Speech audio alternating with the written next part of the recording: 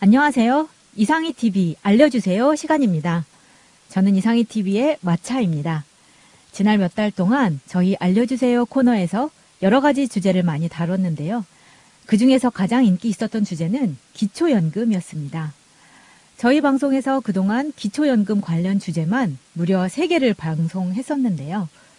오늘은 이 모든 내용을 종합해서 핵심 내용을 문답식으로 다시 알려드리겠습니다. 오늘도 복지국가 운동대의 체계바라 이상희 교수님을 모셨습니다. 안녕하세요, 교수님. 네, 이상희입니다. 체계바라죠. 반갑습니다. 네. 오늘 가장 기본적인 질문부터 시작을 할 텐데요. 기초연금의 개념을 좀 설명을 해주세요. 네, 65세 이상 노인들에게 드리는 사회수당입니다. 사회수당에는 아동수당, 장애인수당, 노인수당 이렇게 3가지가 있죠. 이 중에 노인수당이 바로 기초연금이 되겠습니다. 현재 심각한 노인 빈곤 문제를 해결하는데 이 기초연금이 많이 도움이 됐습니다. 여러분 아시겠지만 몇 년 전만 하더라도 한때 노인의 상대 빈곤율이 49%를 넘었습니다. 그런데 이것이 기초연금 덕분에 현재 42%까지 떨어졌죠. 굉장히 많이 떨어졌네요. 네. 기초연금 제도는 언제부터 시작된 건지도 궁금한데요. 이 제도의 뿌리가 기초노령연금 제도라고 하던데 맞나요? 네, 그렇습니다. 노무현 정부 후반기였던 2007년이었죠. 국민연금 대개혁이 이루어졌습니다. 국민연금의 소득 대체율이 당시에 60%였는데 이것을 50%로 10%포인트나 낮추었죠. 그리고 이것을 다시 2008년부터 2028년 그러니까 20년에 걸쳐서 40%까지 낮추기로 했던 겁니다. 이렇게 해서 국민연금의 소득 대체율을 낮추는 대신에 2008년부터 당시 소득 대체율의 5%에 해당하는 금액을 어르신들에게 지급하는 기초노령연금을 도입하기로 결정을 했습니다. 그래서 그해 기초노령연금법이 바로 제정됐고요. 기초노령연금은 2008년 1월부터 만 70세 이상 노인을 대상으로 처음 시행됐던 겁니다. 그러다가 6개월 뒤 그러니까 2008년 7월부터 수혜 대상을 지금처럼 만 65세 이상 노인으로 확대했던 겁니다. 제도 시행 초기의 기초노령연금 금액은 국민연금 가입자 월 평균 소득의 5% 그러니까 소득 대체율 5%에 해당하는 금액인데요. 이게 그 당시에는 대충 한 8만 원 내지 9만 원 수준이었던 거죠. 굉장히 작은 거 아닌가요? 그 당시에는 작았죠. 이명박 정부 때였으니까요. 네. 그래서 이명박 정부 때 8, 9만 원 수준이던 기초노령연금이 박근혜 정부 들어서 20만 원으로 크게 증액이 됐었던 건데요. 이게 지금은 30만 원까지 늘어난 거네요. 이런 역사는 간단하게나마 알 필요가 있을 것 같은데요. 네, 그렇습니다. 2012년 대선 때를 떠올려 보면 아실 텐데요. 그 당시에 박근혜 후보와 문재인 후보가 정말 박빙의 승부를 겨뤘죠. 네. 그래서 막 마지막에 선거 후반기에 와가지고 박근혜 후보가 큰 걸 한 건 그 대선 공약으로 내놓는데요. 기초연금 20만 원을 모든 어르신들에게 드리겠다 이렇게 파격적으로 공약을 내세웠던 겁니다. 네. 원래 기존에는 소득 하위 70%에게 드리고 있었지 않습니까? 소득 하위 70%가 아니라 100% 모든 어르신들에게 기초연금 20만 원을 드리겠습니다. 이렇게 박근혜 후보가 공약을 하게 됩니다.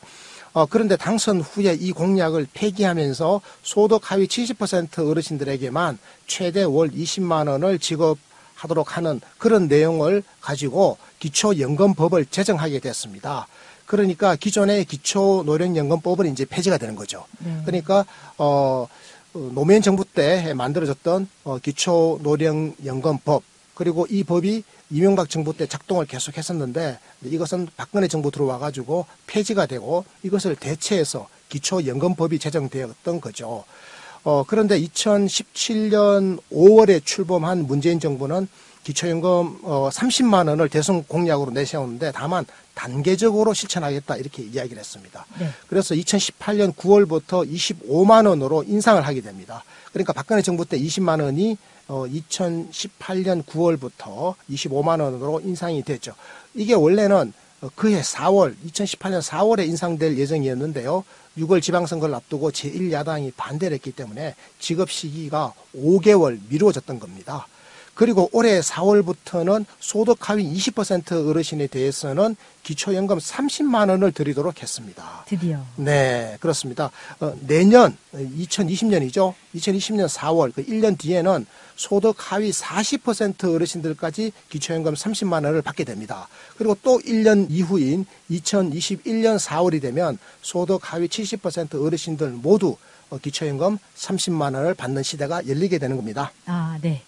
기초연금은 그러면 누가 받는지 이게 정말 궁금하긴 한데요. 지금까지 나온 내용으로는 65세 이상 노인 중에서 소득 하위 70%에 속하는 분들이 기초연금을 받는다 이런 건데 한국에 살면 다 주는 건가요?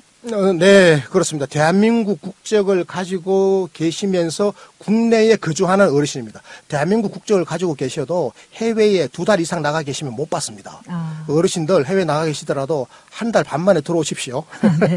그리고 뭐 재외동포나 여기에는 이제 해당이 안 되네요. 재외동포는 해당되지 않습니다. 대한민국 국민이면서 국내에 거주하는 어르신들 중에서 그 가구, 그 어르신이 살고 계시는 그 가구의 소득 인정액이 소득이 아닙니다. 소득 인정액입니다. 소득 인정액이 선정 기준액 이하라야 됩니다. 그 선정 기준액이라고 하는 것은 소득 하위 70%를 가르게 되는 바로 기준선이죠. 네. 그 기준선 이하의 소득 인정액을 가지고 계신 분들에게 기초임금이 지급되게 되는데요. 여기서 소득 인정액이라고 하는 것은 월 소득 평가액과 재산의 월 소득 환산액을 합산한 금액을 말하는 겁니다. 2019년 현재 소득 인정액이 단독 가구의 경우에는 137만 원 이하입니다. 그러니까 혼자 사시는 어르신 있죠. 독거 어르신은 네. 소득 인정액이 월 137만 원 이하라면 기초임금을 받을 수 있고요. 네. 137만 원을 넘어가면 기초임금을 못 받는 겁니다. 그러면 부부 가구는 어떨까요? 우리 마차 어머니 아버지는 부부 가구지 않습니까? 네. 그래서 부부 가구, 저희 어머니 아버지도 부부 가구인데요. 이런 경우에는 월 소득 인정액이 219만 2천 원입니다. 219만 2천 원 이하라면 기초연금을 받으실 수 있고 219만 2천 원 이상이라면 기초연금을 못 받는 겁니다. 네. 그러면 방금 말씀하신 이 부부 가구에는 혼인신고를 하지 않은 사실혼 부부도 해당이 되나요? 아주 예리한 질문입니다. 그렇습니다.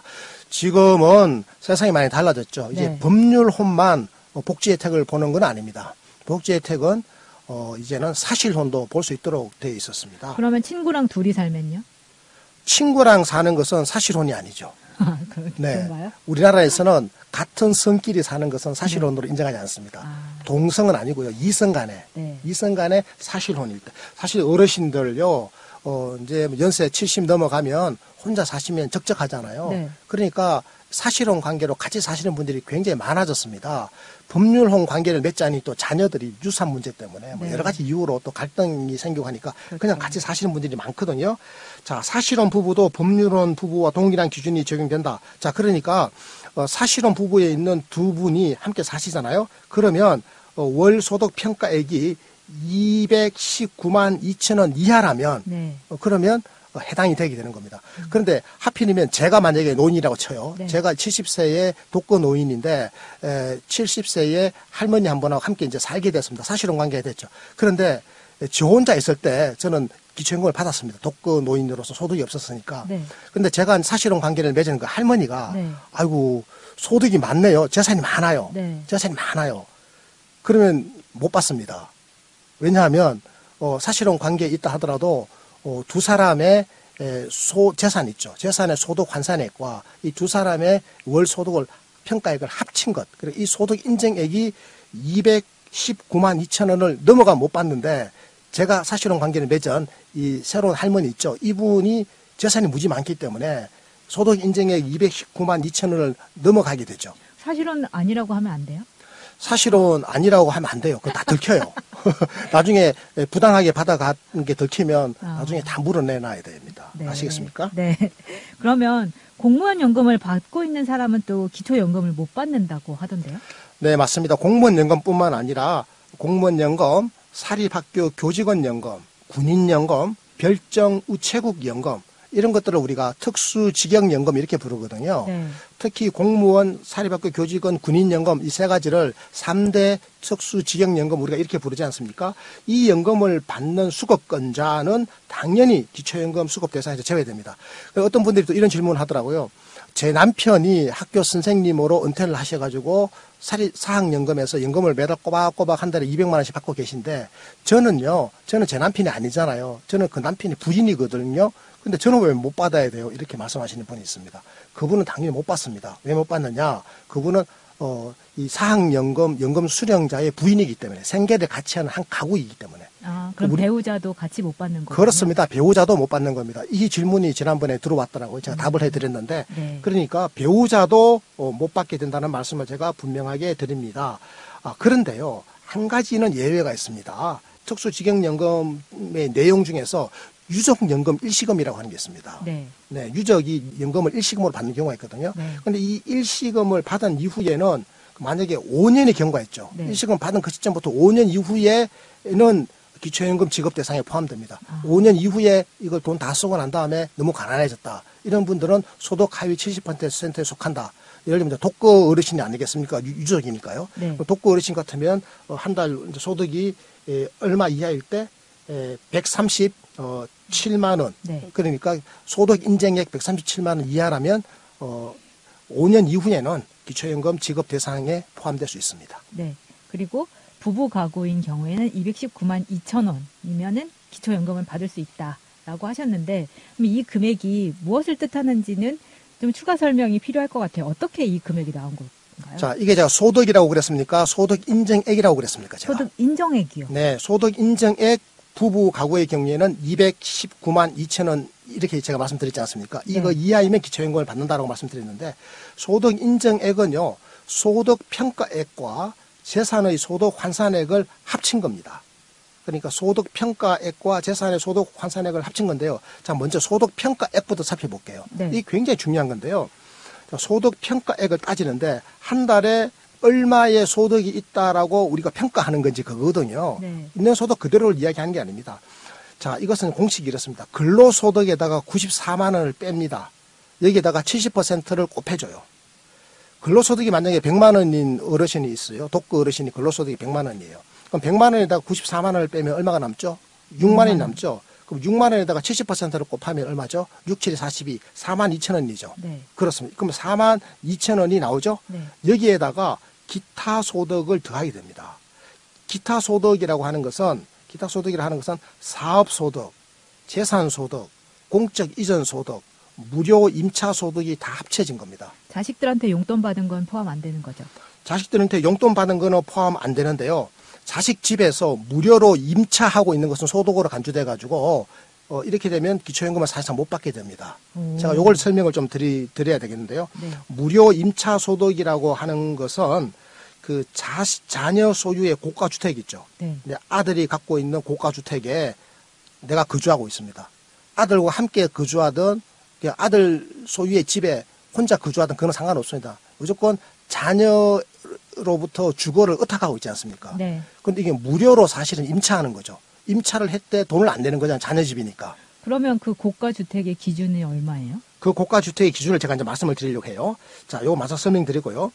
네. 궁금해요. 네, 자녀 소유의 고가 주택에 거주하는 본인 또는 배우자에 대해서 그 임차료에 상응하는 네. 그 소득을 인정하는 겁니다. 네. 얼마로 곱하는 건가 하면 연 0.78%의 소득이 적용되는 겁니다.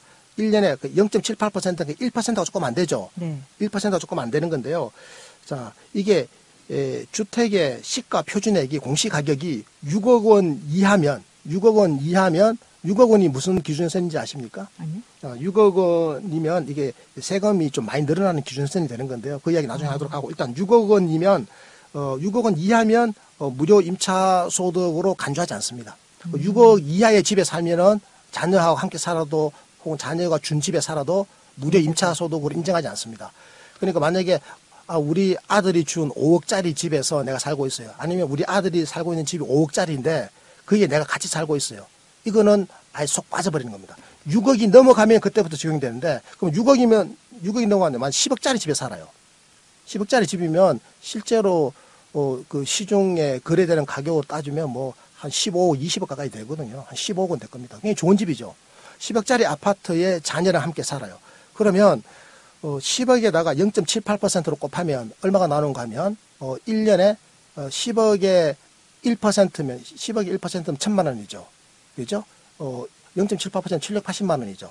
이게 1년치니까요. 이걸 12달로 나누면 한 달에 얼마가 나오겠죠. 그런 식으로 계산이 되는 겁니다. 그러면 이 고가주택의 기준이 6억이라는 말씀이신 거죠? 그렇습니다. 그래서 무료 임차 소득이요. 예를 들어서 6억짜리 집에 살면 월 39만 원의 소득이 인정되는 거고요. 8억짜리 집에 살면 월 52만 원, 10억짜리 집에 살면 월 65만 원의 소득으로 간주가 되어버리는 겁니다.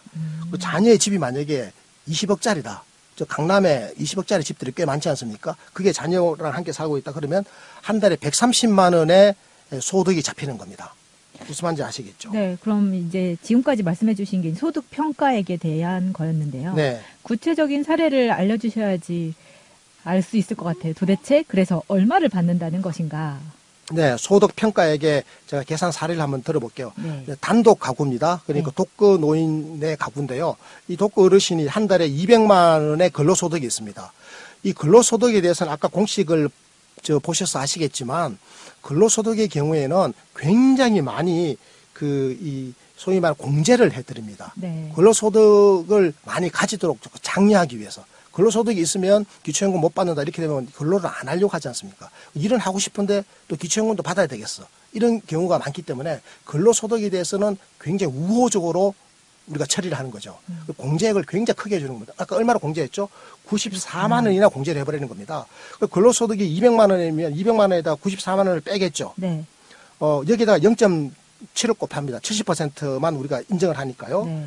그런데 이분이 근로소득 200만 원만 있는 게 아니라 한 달에 국민연금으로 30만 원을 꼬박꼬박 받고 계시네. 그러면 이 국민연금 30만 원 받는 거를 또 더해줘야 됩니다. 네. 왜냐하면 아까 저 공식 제가 말씀드렸지 않습니까? 그 소득 평가의 공식은 근로소득 빼기 94만 원 이 금액의 70% 그리고 여기에 기타 소득을 더한다고 그랬잖아요. 네. 기타 소득에는 사업 소득이 있고 재산 소득이 있고 공적 이전 소득이 있고 무료 임차 소득이 있다고 그랬고요. 제가 무료 임차 소득은 설명해 드렸고 공적 이전 소득이라고 하는 것은 정부로부터 공적 복지를 받는 건데 국민연금에서 다달이 받는 돈 있죠. 이거는 네. 공적 이전 소득입니다. 공적으로 정부로부터 받는 소득이잖아요. 네. 연금보험료로부터 연금으로 받는 모든 금액은 공적 이전 소득에 들어가고요. 그리고 사업소득이나 재산소득 같은 거는 여러분 아시겠죠? 사업은 뭐 어르신들도 도매업, 소매업 장사하시는 분 계시잖아요. 네. 이런 게 사업소득이고요. 재산소득은 뭐 재산에서 나오는 소득입니다. 재산의 이자소득이라든지 각종 뭐 민간 그 연금 상품에 가입해 있으면 거기서도 소득이 나오잖아요. 네. 뭐 이런 거를 의미하는 겁니다. 자, 그러면 그래서 방금 설명하신 단독 가구의 경우에 네. 월 200만 원 근로소득이 있고 매달 국민연금으로 30만 원을 수급하는 경우는 그렇습니다. 이 공식에 대입해 보면 약 104만 원 정도가 되네요. 그렇습니다. 200만 원 빼기 94만 원 하면 여기서 106만 원이잖아요. 네. 106만 원의 70%에다가 106만 원의 70%에다가 더하기 이제 30만 원을 하면 104만 원 정도가 나오죠. 만약에 이제 부부 가구라면 어떻게 될까요? 그러면 이 104만 원이면 이분은 근로소득이 200만 원이나 되는데 이분은 받아요, 못 받아요, 기초연금? 104만 원 나왔으니까 받죠. 받죠. 아까 기준선이 얼마였습니까?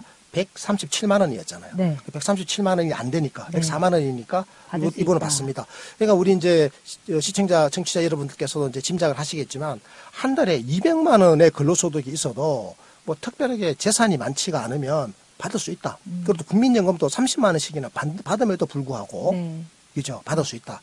그러니까 웬만하면 기초연금은 받는다 네, 이렇게 다 보시면 받는다고. 되겠습니다. 네. 자, 부부 가구를 제가 예를 들어 볼게요. 부부 가구인데 남편이 200만 원을 벌어요. 그리고 부인께서 한 달에 150만 원을 벌어요. 많이 벌죠? 네. 합치면 350만 원입니다. 이 가구는. 네. 뭐 어르신 가구, 65세 이상 어르신 가구인데. 자, 그러면 200만 원에다가 94만 원을 공제한다고 그랬잖아요. 네. 여기에다 0.7%, 70%, 0.7을 곱하죠? 네. 그리고 배우자가 150만 원이니까 버니까 150만 근로소득에다가 94만 원 빼고 네. 이것에 0.7을 곱해요. 70%니까. 이걸 다 더하면 얼마 나오는가 하면요. 113만 원이 나옵니다. 113만 원. 그러면 부부 가구는 219만 2천 원 이하면 기초연금을 받을 수 있으니까 네. 이 부부 경우에 113만 원이 나왔기 때문에 기초연금을 받을 수 있다. 재산이 특별하게 많지 않으면 네. 나중에 재산을 또 재산을 또 소득으로 환산하는 거를 여기다 더해봐야 되거든요. 네. 일단 재산이 특별하게 많지 않다면 이 부부 가구, 그러니까 200만 원을 버시고 또 한 분은 150만 원을 버시는 근로소득이 있는 이 가구 같은 경우에는 기초연금을 두 분 다 받을 확률이 아주 높은 거죠. 그럼 여기까지는 이제 소득 평가액이었고요. 네. 이제 소득 환산액을 좀 알고 싶은데 2억짜리 집 한 채만 가지고 있다면 어떻게 되는지 궁금해요. 보통 서민들은 이제 2억짜리 집 한 채 가지고 있죠. 2억짜리 집이면 뭐 시중 가격으로는 시가로는 뭐 한 3억 정도 되지 않겠습니까? 3억 5천 될 수도 있고 이런 집 한 채 가지고 있는 분들, 빌라에 사시는 이제 어르신들 이런 경우죠. 아니면 뭐 지방에 살면 뭐 2억짜리 아파트겠죠. 한번 알아보죠. 이 재산의 소득 환산액이지 않습니까? 네. 자, 2억짜리 집이면 이게 일반 재산으로 봐야 되겠습니까? 아니면 이게 사치스러운 재산으로 봐야 되겠습니까? 일반 재산이죠. 일반 재산이죠. 네. 그럼 일반 재산은 이 기본 공제가 있습니다. 기본 재산 공제가 있는데요. 이 일반 재산 같은 경우에는 대도시에 살면 1억 3,500만 원을 공제를 해줍니다. 1억 3,500만 원. 중소도시에 살면 8,500만 원을 공제하고요. 그리고 농어촌에 살면 7,250만 원을 공제합니다. 그러니까 2억짜리 집에 사시는 분이잖아요. 그런데 이분이 이분은 2억에다가 서울에 사시면 1억 3,500만 원을 공제하지 않겠습니까? 네. 그렇게 되는 거죠. 자, 그리고요, 공식을 이제 봐야 되는데, 아까 제가 일반 재산에다가 기본 재산액을 공제한다고 그랬죠. 네. 이제 만약에 통장에 돈이 있으면 어떡하죠? 금융재산이라고 그러죠. 네. 통장에 돈이 있으면 이 통장에 있는 돈에다가 2천만 원은 또 공제를 줍니다. 그러니까 2천만 원만 통장에 있다? 그러면 2천만 원을 빼주는 거니까 통장에 돈이 하나도 없는 걸로 간주해 주는 거예요. 네. 3천만 원이 통장에 있다? 그럼 2천만 원을 빼면 1천만 원이 이 금융자산이 있는 걸로 가는 겁니다. 요거 두 개를 더해 주는 겁니다. 아까 일반 재산에다가 기본 재산 공제하는 것, 네. 금융재산에다가 2천만 원 공제하는 것, 요거를 더해 주면 되는 겁니다. 요걸 더해주고 여기에다가 소득 환산율을 곱하는데 소득 환산율이 아주 작아요. 4%밖에 안 돼요. 4%만 곱해주면 그러면 재산의 소득 환산액이 나옵니다. 그런데 여기에 특별한 걸 하나 더해줘야 돼요. 이 특별한 건 뭔가 하면 사치품이에요. 사치품이 있으면 이분은 무조건 재산의 소득 환산액이 엄청 커지도록 만들어가지고 아예 기초연금 못 받도록 만들려고 하는 취지입니다. 그러니까 사치품은 공제라는 게 없어요. 그 금액 전체가 월 소득으로 간주됩니다. 만약에 4천만 원짜리 자동차를 하나 갖고 있다. 네. 한 달에 4천만 원 버는 걸로 간주되는 겁니다. 아, 그래요? 무슨 말 아시겠습니까? 이거는 뭐 공제가 뭐가 없어요. 근데 뭐 이 정도 자동차가 있다면 굳이 기초연금에 욕심내지 않아도 될 것 같습니다. 그러니까 기준이 분명해야 되겠죠. 네. 근데 만약에 1,500만 원짜리나 2천만 원짜리 자동차가 있다. 네. 그거는 그냥 일반 재산에 들어가는 겁니다. 아까 제가 일반 재산 다 더한다고 그랬잖아요. 아파트라든지 뭐 평소에 쓰던 자동차라든지 이런 걸 전부 다 일반 재산에 들어가거든요. 네. 그런데 고가의 사치품은 일반 재산에 들어가지 않고 별도의 사치품이라 해가지고 별도로 더해주기 때문에 이거는 하나도 얻어 걸리면 기초연금 못 받는 겁니다. 그럼 고급 자동차의 기준은? 바로 4천만 원 이상입니다.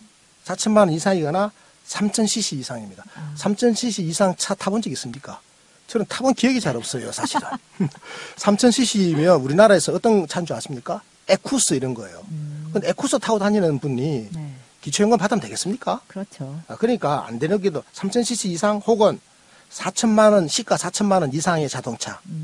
그런 고급 자동차죠. 또 있습니다. 골프 회원권, 승마 회원권, 콘도 회원권. 이런 고가의 회원권을 갖고 계신 분 있죠. 네. 이런 사치품으로 분류되기 때문에 네. 이런 분들은 아예 기초연금 못 받도록 이렇게 만들어 놨습니다. 일반적인 경우는 이제 재산의 소득 환산을 어떻게 하느냐. 일반 재산에다가 기본 재산액을 빼주는 것이고, 얼마를 뺀다고 그랬죠? 대도시에 살면 1억 3,500만 원 이렇게 빼주는 겁니다. 그리고 금융재산의 경우에는 2천만 원을 공제해주고, 이것을 합쳐서 이 합친 금액이 나오겠죠? 여기에다가 소득 환산율 4%로 곱하는 겁니다. 4%니까 0.04를 곱하는 거죠. 무슨 말인지 아시겠습니까? 네. 그래서 지금 재산의 소득 환산액도 사례를 하나 들어보려고 하는데요. 네. 서울이나 광역시에 거주하는 어르신이 공시지가 3억 원짜리 집을 갖고 있을 때, 네. 그리고 은행에 3천만 원의 적금을 갖고 있다면 재산의 네. 월 소득 환산액은 얼마나 되는가요? 자, 집 3억 원 있죠? 대도시니까 여기에다가 재산이라고는 요거 하나만 있다고 칩시다. 네. 그럼 3억 빼기 1억 3,500만 원을 해야 되겠죠? 네. 그럼 1억 6,500만 원이 나오죠? 네. 자, 이제 그럼 기본 재산은 공제까지 다 끝났습니다. 네. 자, 금융재산 얼마 있습니까? 3천만 원 있죠? 네. 3천만 원에다 2천만 원 공제하죠? 그러면 1천만 원이 남죠? 네. 자, 그럼 1억 6,500의 재산과 그리고 금융재산 그 1천만 원을 합치면 얼마나 됩니까? 1억 7,500이 되는 거죠. 네. 그럼 1억 7,500에다가 환산율 4%를 곱하는 거죠? 네. 0.04를 곱합니다. 네. 그러면 700만 원이 나와요. 네. 이 700만 원은 1년치입니다. 이걸 한 달치로 나누어야 돼요. 그러면 그럼 12로 나누면 네. 700만 원 나누기 12 하면 58만 3천 원이 나옵니다. 아. 그럼 이분 같은 경우에는 58만 3천 원의 월 소득이 있는 것으로 간주가 되는 겁니다. 그럼 아까 우리가 그 소득 평가액이 나왔죠. 네. 소득 평가액하고 이걸 합쳐야 돼요. 소득 평가액이 만약에 70만 원이 나왔다. 네. 그러면 70만 원과 58만 원 더하면 네, 128만 원이 됐죠. 이분은 독거 어르신이니까요. 기초연금을 받을 수 있을까요? 네, 받을 수 있습니다. 독거 어르신의 경우, 단독 가구의 경우에는 137만 원 이하이면 기초연금을 받을 수 있는데 이분은 이제 받을 수 있는 경우에 해당이 되는 거죠. 네. 앞서 사례로 나왔던 건데 부부 가구이고 본인이 200만 원, 배우자가 150만 원의 월 근로소득이 있는 경우에 월 소득 평가액이 113만 4천 원이 나왔었단 말이에요. 이분들이 대도시에 3억짜리 집과 3천만 원 예금을 가지고 있어도 기초연금을 받을 수 있다는 얘기인가요? 그러니까 월 소득 평가액이 113만 4천 원이죠. 네. 113만 4천 원 월 소득 평가액이 나왔는데 네. 이분들이 대도시에 3억짜리 집과 3천만 원의 예금을 가지고 있다. 네. 그럼 기초연금 받을 수 있을까? 사실 이런 경우가 굉장히 우리 주변에 흔하죠. 자, 그 경우에 재산의 월 소득 환산액이 얼마인지를 계산해 보면 아까 3억짜리 집과 3천만 원 예금이면 58만 3천 원이었잖아요. 월 소득 환산액이. 네. 58만 3천 원이죠. 그러니까 월 소득 평가액 113만 4천 원과 합하면 월 소득 인정액이 나오지 않겠습니까? 네. 얼마 나오느냐? 171만 7천 원이 되는 겁니다. 171만 7천 원. 어떻습니까? 마차 받을 수 있습니까? 못 받습니까? 부부 가구의 선정 기준액이 네. 219만 2천 원이었기 때문에 그렇죠. 이 부부가 171만 원이 나왔으면은 기초연금을 받을 수 있네요. 받을 수 있습니다. 그러니까 웬만하면 다 받는 겁니다, 그러네요. 사실은. 네. 네. 이분들은 기초연금을 받을 수 있다는 결론이 나왔는데 본인이 200만 원, 배우자가 150만 원의 월 근로소득이 있는 경우도 재산이 많지 않다면 기초연금을 받을 수 있다는 사실을 확인을 했고요. 네. 이번에는 얼마나 받게 되는지 이 부분을 좀 알아보겠습니다. 진짜 금액을 얼마나 받느냐라고 하는 거 아니겠습니까? 네. 자, 대부분은 이제 월 25만 원을 받는 거죠. 소득 하위 20%에 속하는 분들은 이제 올해 4월부터 30만 원을 받지만 대부분은 25만 원을 받는데 그럼 25만 원 전액 다 받는 사람이 있고 또 부분적으로 받는 사람이 있지 않겠습니까? 네. 전액 다 받는 사람이 누구냐 지금 이걸 궁금해 하시는 겁니다. 네. 전액 전액 다 받는 사람은요. 기본적으로 국민연금을 받지 않고 계신 분 있죠. 국민연금 안 받는 분. 지금 어르신들, 65세 어르신들 중에서 한 60% 있죠. 60%는 국민연금 안 받고 있거든요. 네. 한 40%는 공적연금을 받고 있고. 그 국민연금을 안 받고 계신 분들은 기본적으로 25만 원을 다 받습니다. 네. 그리고 국민연금 월 급여액이 37만 5천 원 이하인 분. 국민연금 한 달에 받는 국민연금 받는 분들 있죠. 받는 분들 중에서 한 달에 받는 금액이 37만 5천 원이 안 된다. 이런 분들은 또 25만 원을 다 받게 됩니다. 37만 5천 원을 넘어서는 분들은 이제 조금 깎일 수가 있습니다. 그 별도의 계산 공식이 있어요. 네. 그다음에 이 국민연금의 유족연금이나 국민연금의 장애연금을 받고 계신 분들은 또 다 25만 원 전액 받고요. 장애인연금 있죠. 지난 시간에 저희들이 장애인연금을 다루었는데 장애인연금을 받고 계신 분들은 기본적으로 기초연금 월 25만 원을 싹 다 받습니다. 네. 기초연금액이 감액되는 경우도 있죠. 그러니까 25만 원 또는 30만 원을 다 받는 게 아니라 일부가 깎인다는 건데요. 어떤 경우가 있나요? 네, 그렇습니다. 산정된 기초연금 이 금액 25만 원이 있다면 이것은 이제 가구의 유형이라든지 소득 인정액의 수준에 따라서 감액이 될 수가 있습니다. 그러니까 먼저 가구 유형 하면 딱 떠오르는 게 누구죠? 마차 엄마 아빠죠. 우리 엄마 아버지처럼 네. 부부가 함께 받는 경우입니다. 네. 이런 경우는 이제 부부 감액이 적용되는데요. 생활비 차이가 제가 난다고 말씀드렸지 않습니까? 단독 가구와 부부 가구의 네. 생활비 차이를 감안해서 부부 각각에 대해서 기초연금액의 20%를 감액합니다. 만약에 지금 최대로 많이 받는 것은 소득 하위 20% 어르신들에게 30만 원씩 이번 달부터 주어지지 않습니까? 4월 달부터. 네. 자, 그러면 30만 원에 대해서 그 20% 감액을 해버리면 이게 얼마가 되죠? 30만 원에 20%면 2, 3원 6만 원이지 않습니까? 30만 원에서 6만 원 빼면 얼마가 되는 겁니까? 24만 원. 24만 원 되죠. 그러면 부부가 각각 24만 원씩 받게 되죠. 그 경우에.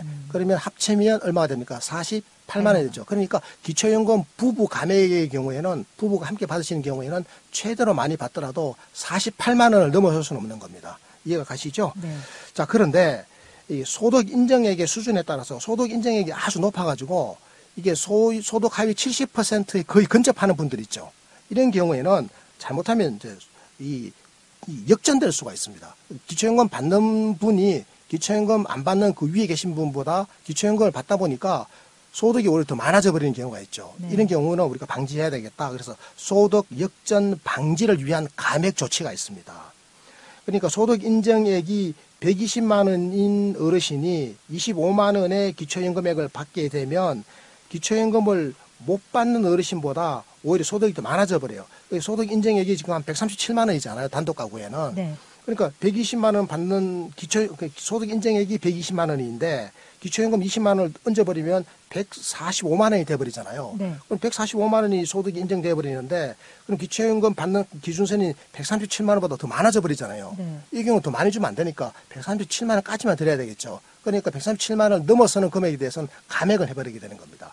이게 바로 소득 역전 방지를 위한 감액 장치다 이렇게 말씀을 드릴 수 있겠는데요. 그러니까 기초연금 수급으로 인해 발생할 수 있는 불공평 문제를 해결하기 위해서 이 소득 인정액과 기초연금 산정액을 합친 금액이 선정 기준액 이상인 경우에는 기초연금액의 일부를 감액한다 이런 경우죠. 아까 제가 말씀드린 사례 같은 경우에는 얼마를 감액하는 게 합리적이겠습니까? 120만 원의 소득 인정액인데 기초연금 25만 원을 받아버렸으면 145만 원이 되는데 그런데 소득 인정액 그 기초연금 받는 기준선이 137만 원이니까 137만 원하고 145만 원 사이의 차이.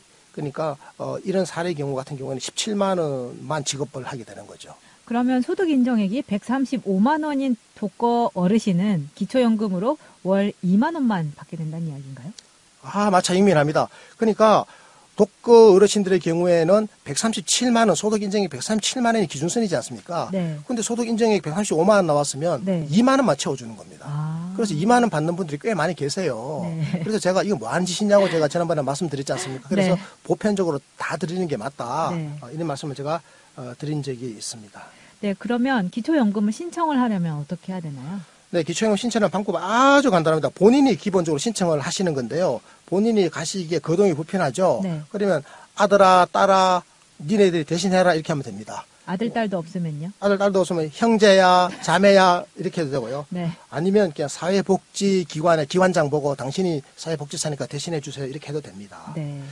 자, 기본적으로 작년에 내가 신청을 해봤더니 떨어졌어요. 나는 못 받았습니다. 소득 인정액이 독거 어르신인데 137만 원 넘어가지고 못 받았습니다. 네. 이런 경우에는 아슬아슬하게 못 받은 거예요. 네. 바로 기준선 바로 위에 있었던 겁니다. 소득 하위 70%를 알아야 되는데 바로 그 위에 있었던 거죠. 그래서 이런 경우에는 다음 해에는 또 여러 가지 변동사항 때문에 받을 수도 있지 않겠습니까? 네. 그런 경우에는 수급을 저는 희망합니다라고 요청을 해놓으면 그 읍면동 사무소에서 그걸 체크해놨다가 네. 해마다 그걸 체크를 해봅니다. 어르신 이번에는 당선됐습니다. 아, 이렇게 그렇게 연락을 받을 해줘가지고 수 있게. 받도록 해줘요. 네. 요거 신청하십시오. 네. 이 제도가요 수급 희망 이력 관리 제도입니다. 요거 신청을 함께 하시면 되고요.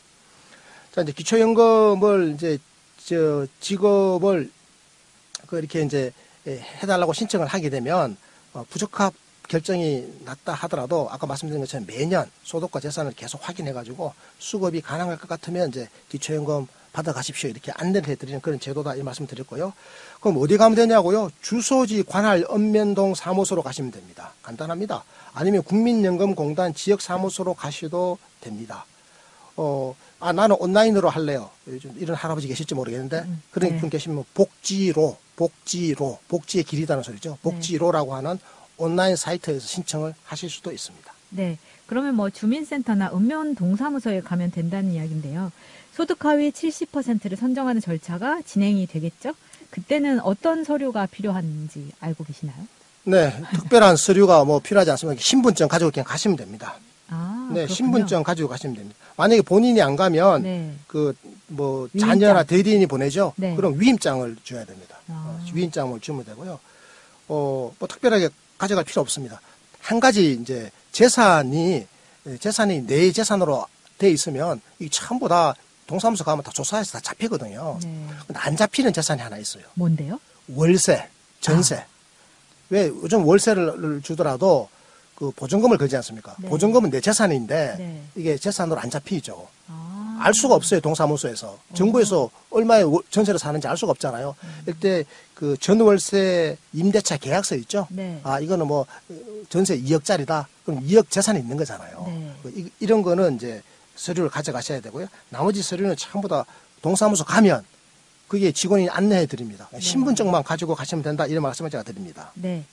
기초연금은 통장으로 입금이 될 것 같은데요.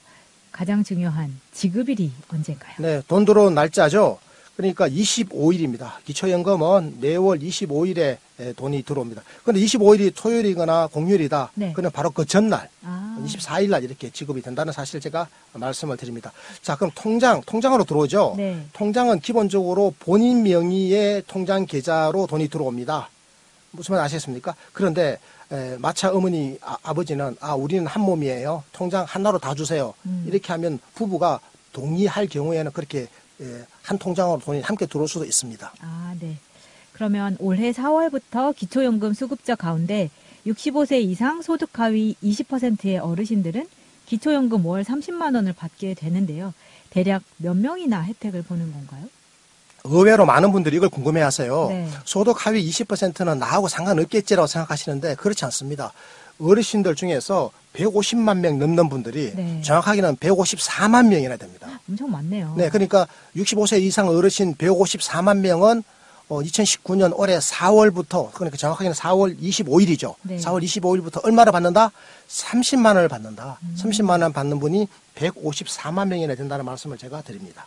그런데 기초연금 30만 원 시대임에도 불구하고 가장 가난한 어르신들은 아예 기초연금을 받지 못한다는 이야기도 있던데요.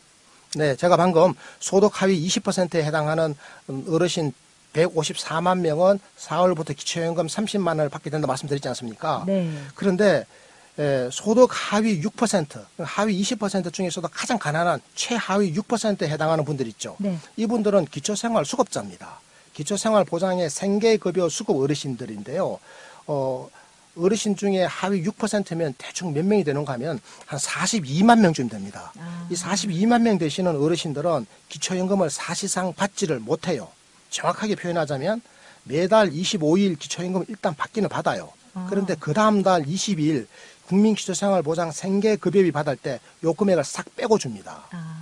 차감을 당하게 되는 건데요. 네. 그러니까 받았다가 도로 뺏기는 형국이죠. 네. 이것을 시민사회 단체들에서는 줬다 뺏는 기초연금 이렇게 부르고 있습니다. 아, 네. 들어본 적 있습니다. 그 줬다 뺏는 기초연금 이슈에 대해서는 저희 이상희 TV에서도 두 차례 걸쳐서 실태와 법적 근거, 보충성의 원칙, 그리고 우리의 해결책까지 상세하게 다룬 바 있었는데요. 이 방송들도 함께 봐주시면 크게 도움이 되실 겁니다. 오늘 방송은요, 여기서 마치겠는데요. 저희 방송 이상희 TV 구독하기와 좋아요, 그리고 알림 종을 꼭 눌러주시기 바랍니다. 늘 함께 해주셔서 고맙습니다. 네, 알림종 꼭 부탁드리겠습니다. 알림종을 받아 놓으시면요. 저희들이 오후 3시에, 평일 오후 3시에 방송을 시작하는데 여러분들에게 미리 알림이 갑니다. 여러분 늘 함께 해주셔서 고맙습니다. 감사합니다.